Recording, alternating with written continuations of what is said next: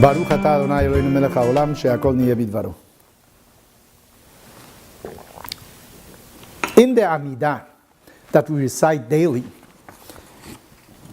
when the Chazan repeats it, he includes Birkat Kohanim. Actually, this Birkat Kohanim was recited in the Beit HaMikdash daily by the Kohanim. What is this Birkat Kohanim? It reads like this: Yevarechecha Hashem ve'yishmerecha. God bless you and watch over you.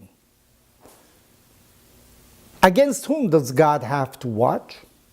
It says in our tradition, from those that want to do you any harm. One translation of the text of the Torah is called Onkelos, because somebody by the name of Onkelos did it into Aramaic. But there is another one called Targum Yonatan. Targum Yonatan is more explicit, more flowery. Targum Yonatan says, you know from what God has to guard you? God has to guard you from two types. Benei Tiharerei, those that are hidden, nocturnal type of enemies that you may have, and Benei Tzafrirei, and those that appear in the morning. Of course, those that appear in the morning that I can identify, maybe I'll be able to fend them off somehow. I need God's help also. But where I need God's help mostly really is in those that lurk in darkness, in the night. Those that say that they are friends and deep down they are not. And this is a problem for Israel. It's a problem for the Jewish community in general. There are many who are our friends, but some are only superficially our friends. Deep down they harbor animosity that goes back to centuries ago.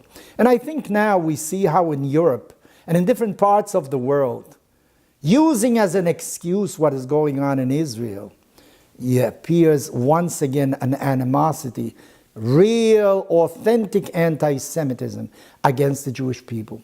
Well, we can do our best to protect ourselves, but I think we need God's help also. Yevarechecha Hashem ve'yishmerecha. God has to watch over us because there are many that lurk in darkness against us. What is the moment that you can really differentiate? When is the moment when you can really differentiate between those who are your true friends and those who appear to be your friends? Those are critical moments. Illness, when you're in need, or right now, when there is a war, when there is a confrontation between Israel and the people in Gaza, you can see who are your true friends and who are those who appear to be your friends. The second blessing is Ya'er Hashem panav eilecha vichuneka. God should illumine your face. And for us, light is Torah. And I think we have to think very well, what is this Torah that God gave us? What is its content? It has many virtues. The Torah teaches that man was created as a single human being in the beginning. That means that every man has the same worth. We're all descendants from the same man. Black and white, fat and thin, short and tall. We all descend from the same man. The Torah says, "Ve'afta l'reacha kamocha." You have to love your friend. You have to be close to other human beings. If you see somebody's animal that cannot get up because it is laden with too much, you have to help your friend to get this animal once again on its feet. You have to share what you have with those who have great needs.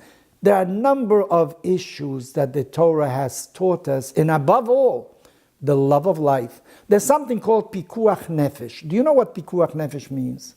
Pikuach nefesh means that in order to save a life, you can really disobey almost any law of the Torah that is a ritual law. In a sense, you can do what is, from a Jewish point of view, the worst thing: eat a ham sandwich on Yom Kippur, if that is necessary to save somebody's life, because life for us is paramount. So you see, the Torah teaching is really different from the teaching of others. We value life above everything else. What is the third blessing? The third blessing is that God, v'yasem lecha shalom, God should give you peace. You should feel well with yourself, wholesome. There should be peace in your family. There should be peace in your home. There should be peace with your neighbors. There should be peace between societies. There should be peace between nations. And I think that the goal, without any doubt, notwithstanding the missiles, notwithstanding the tunnels that we have right now, the goal always has to be peace. Long-standing peace, understanding between different peoples, because that is the most important blessing that God can give us and can give every human being in this world.